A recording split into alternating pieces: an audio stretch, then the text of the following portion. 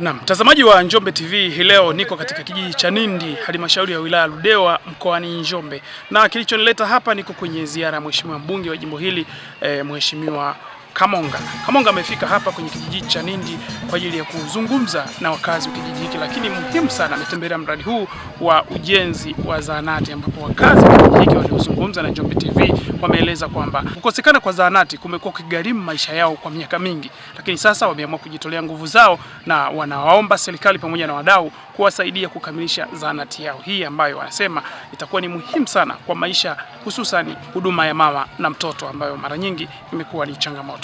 Mimi ni Prosper Mfugale na hii ni Njombe TV na hapa ni kijiji cha Nindi. Enas Kayombo ni mkazi wa kijiji hiki cha Nindi.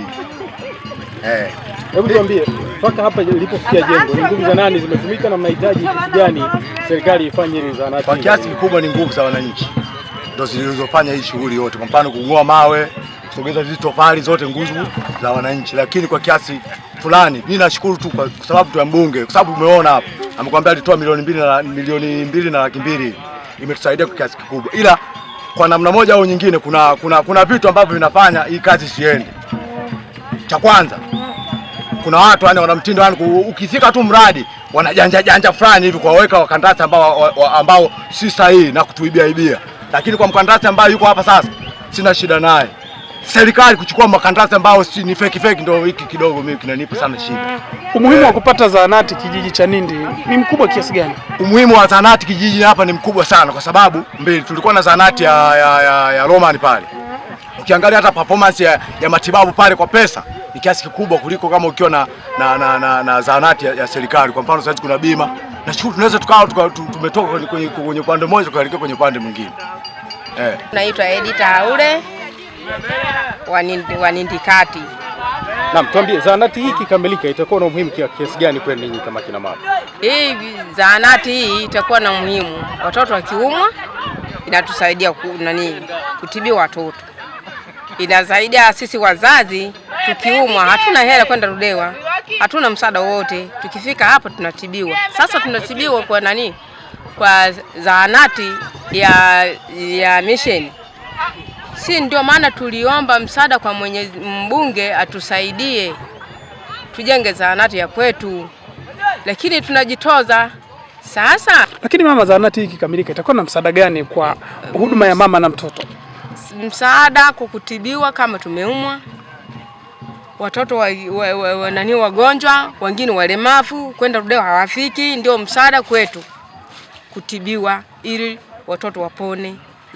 Kwa umri wako wewe, umekuwa mkipata changamoto kiasi gani kwenye uzazi kutokana na kukosa huduma za afya karibu? Mimi kwenye huduma zangu sasa mimi kuzaa nimeacha.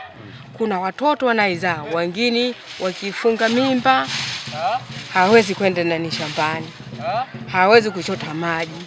Sasa ikifika hapa inabidi atibiwe, apimwe kiumbe chake kimekaaje, sawa ili wamsaidie. Ni fundi hapo. Kwa hiyo ujio wa zahanati hapa kwa mimi nashukuru. Kwanza wananchi wamejitolea, na pili na tunashukuru sana na mheshimiwa mbunge kwa mchango wake. Sio leo ndio mwanzo, yatangia nyuma. Kwa hiyo tunashukuru sana kwa msaada tupa na wasada wengine. Kwa tunashukuru sana. Kama fundi kuna changamoto gani ambazo unakutana nazo? Labda tofali zipo kule chini, labda kuja hapa.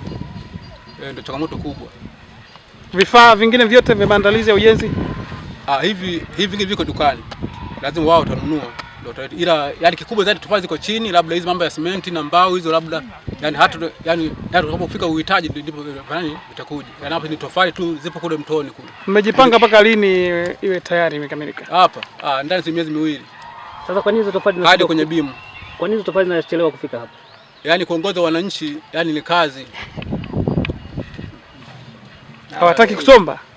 Kusomba wanasomba. Sasa mwingine kuja kubeba tofali 4-5 anarudi nyumbani. Sasa huwezi kumlazimisha. Okay. Wanakuja sana hapo wanakubeba tofali. Gari haliwezi kufika huko? Gari linafika. Sasa kwa nini hamtumii gari? Sasa sijui utaratibu wao.